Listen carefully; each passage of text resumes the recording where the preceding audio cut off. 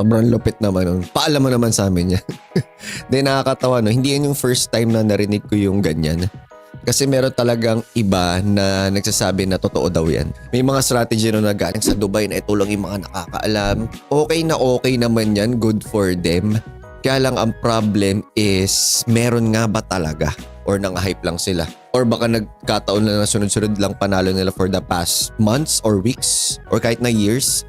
Pero hindi talaga ako naniniwala na merong isang strategy na 100% win rate sa lahat ng season, kahit anong season pa, kahit anong weather pa yan.